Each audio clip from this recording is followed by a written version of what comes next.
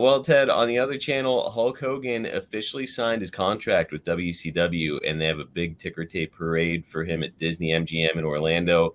And I mean, just for context, again, we're talking about the biggest star ever in wrestling who has become a household name and a part of pop culture history at this point in his career. And now he's jumping ship to the competition. But you combine that with the fact that the upcoming King of the Ring pay-per-view is going to draw the lowest buy rate in the history of the WWF. It kind of Yeah, has to feel like things are going off the rails a little bit. yeah. But and but I mean, I'll say it now, and I said it back then.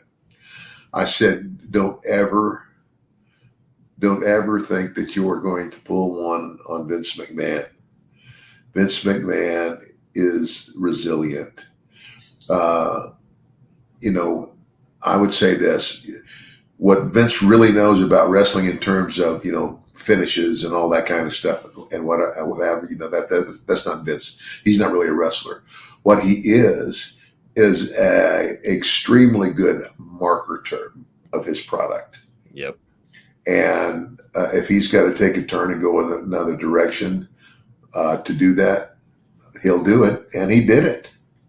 You were there for like the big shift in pro wrestling, where pro wrestling went from being kind of, as you've said before, sort of like the redheaded stepchild of the entertainment industry, to now it's the toast of the town whenever Hulkamania is going crazy, right?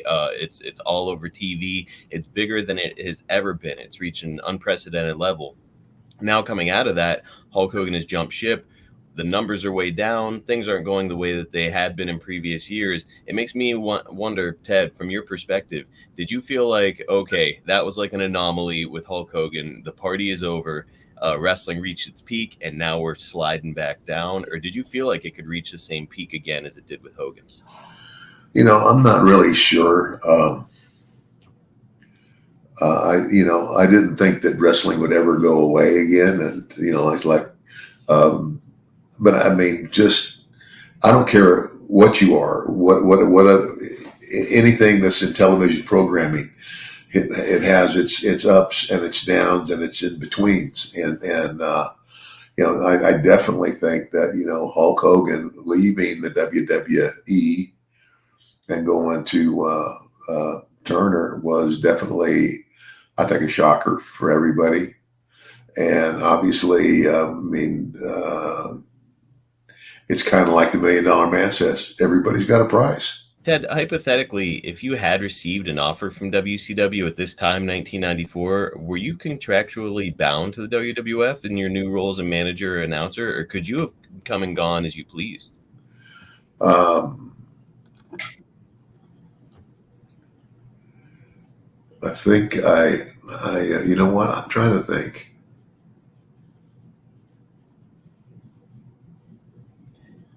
I want to say that anybody who is there with the WWF has signed something, even like a 90-day no compete or something, possibly. Yeah, yeah.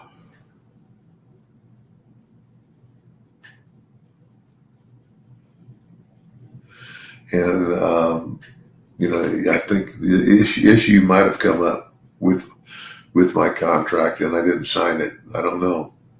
Hmm. I just can't remember. No, that's okay. I just thought it was worth a shot. Uh, yeah, I don't know.